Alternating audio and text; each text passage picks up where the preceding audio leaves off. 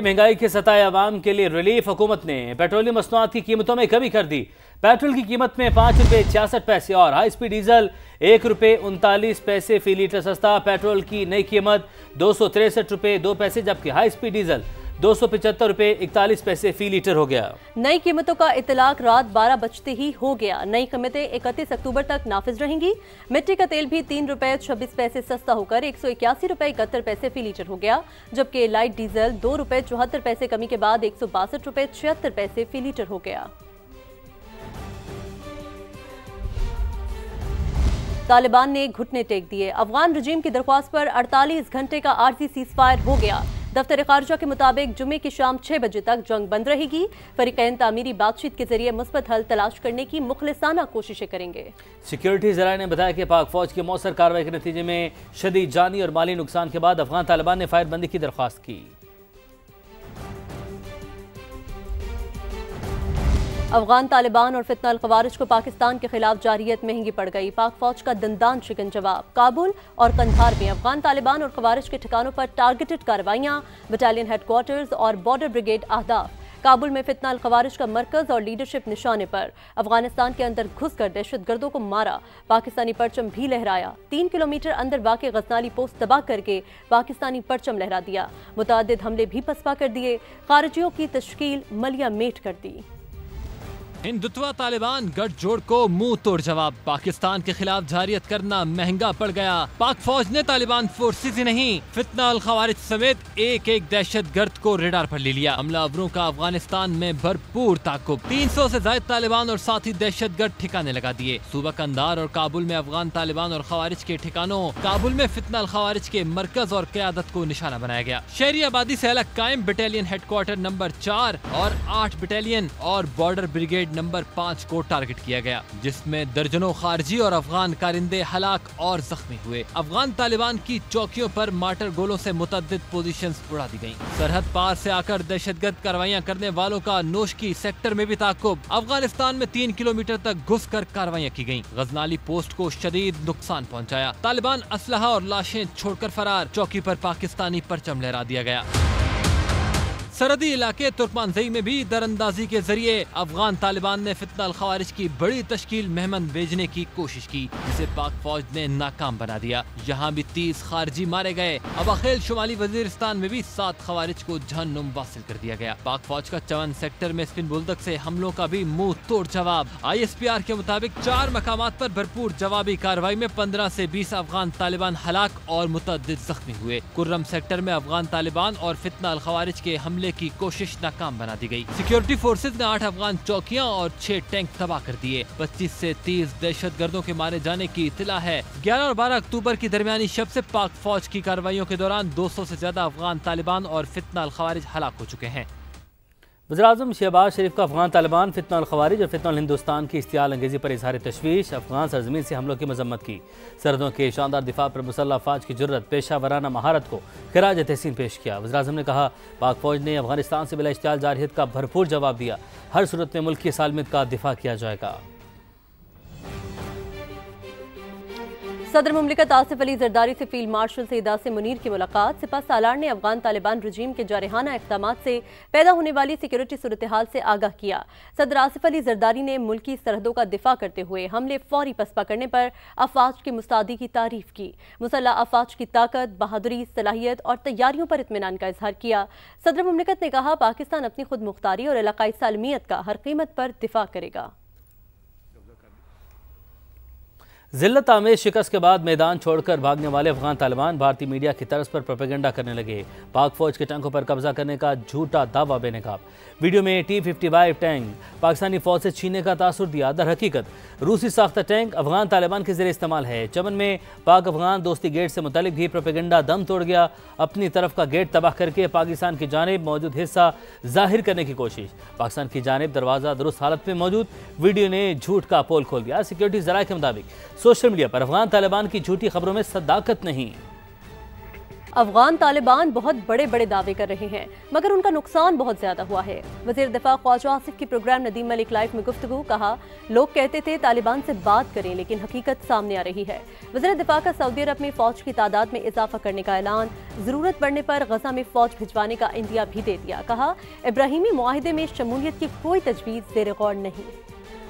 जंग की सूरत हाल जो बन रही है या बन गई है, तो मेरा ये जो जिस तरह पंजाबी में कहते हैं ये भी चाल आल है, अल्लाह फजल ने चाल आवा देसी, वो बड़ा बड़ा क्लेम कर रहे हैं।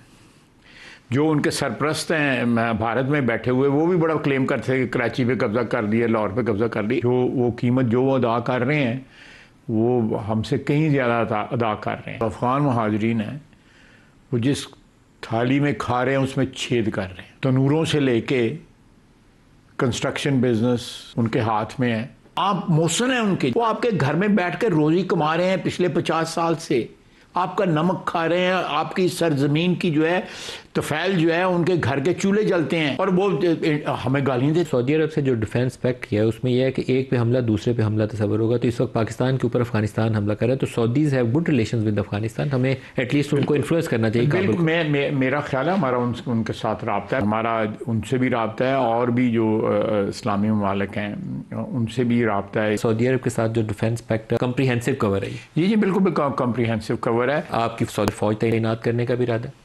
ऑलरेडी मौजूद है, हमारे पहले मौजूद है, उसको बीफ अप किया जा सकता है। गजा और फ़लस्तीन वाला मसला है, मुसलमान मुल्कों का बशमूल पाकिस्तान, इसमें क्या रोल है सिक्योरिटी में? आप लोग फौज भेजेंगे वहाँ पे, क्या करें? अगर ये जरूरत पड़ी तो जरूर भेजनी चाहिए। इस किस्म की सिचुएशन हुई तो पाकिस्तान जरूर फौज भिजवाएगा। ट्रंप साहब जो है उनकी पीस अकॉर्ड के बाद अगला स्टेप उनका ये होना है कि इंडोनेशिया, पाकिस्तान और सऊदी अरब तीनों को कायल करें कि इब्राहिम अकॉर्ड का हिस्सा बने। मेरा नहीं ख्याल कि हम किसी भी ऐसे अकॉर्ड में शामिल हों जो हमारे बुनियादी जो नज़रियात हैं उसके साथ क्लैश करे। और मेरा ख्याल है इस वक्त कोई इनिशिएटिव इस सिलसिले में हमारी तरफ से नहीं लिया गया, ना हमें किसी ने कहा है।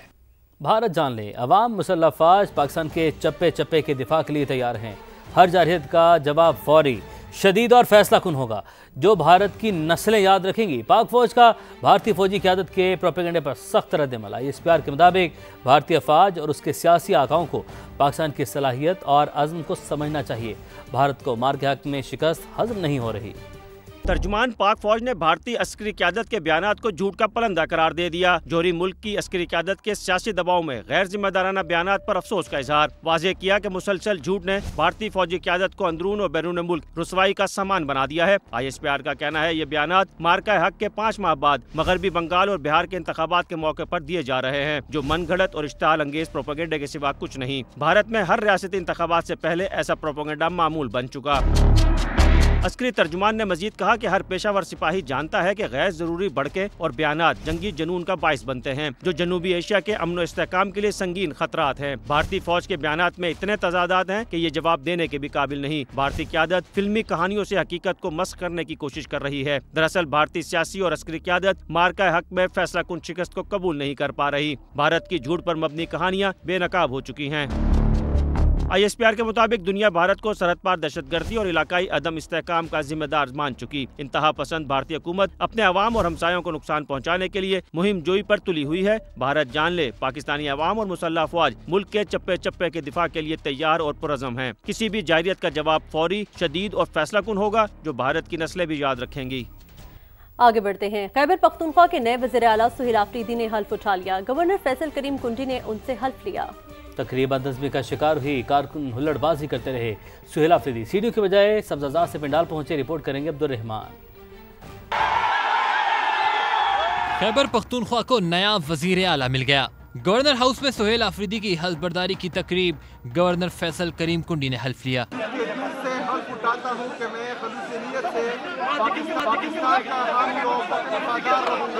तहरीक इंसाफ के कारकुनों की जानिब से तकरीब हल्फबर्दारी शदीद बदनज़मी का शिकार हो गई। कारकुनों की हुल्लड़बाजी की वजह से वजीर आला सुहेल आफरीदी सीढ़ियों के बजाय सब्ज़ाज़ार के ऊंचे नीचे रास्तों से पिंडाल पहुंचे। रास्ते में गिरते गिरते भी बचे। नौमुंतखब वज़ीर आला हल्फबर्दारी के बाद CM सेक्रेटेरिएट पहुंचे, जहां पुलिस के चाकू चौबंद दस्ते ने सुहेल आफरीदी को गार्ड ऑफ ऑनर पेश किया। कैमरामैन मेहरान मुनीर के साथ अब्दुल रहमान, समा, पेशावर।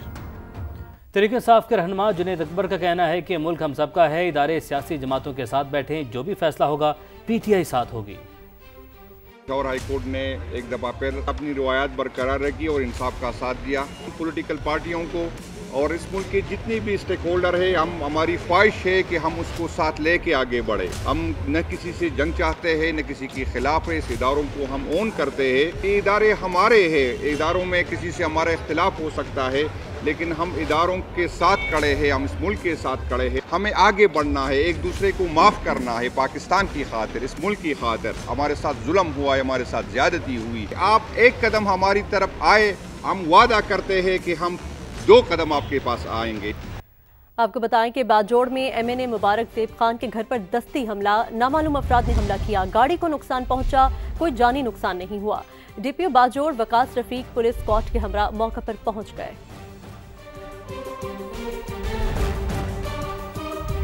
दीगर खबरें शामिल करते हैं। कराची के इलाके मुआज कोट में नशे के आदि शख्स ने पेट्रोल छिड़कर पड़ोसी के 4 बच्चों को जला डाला। 2 बच्चे जाँ बहक, 2 सिविल अस्पताल में ज़ेर इलाज हैं। वाक़े के बाद खुदकुशी की कोशिश करने वाला मुलजिम भी दम तोड़ गया। रिपोर्ट करेंगे शाहनवाज कादरी। बल्दिया मवाज गोठ में पेश आया दिलखराश वाक़िया।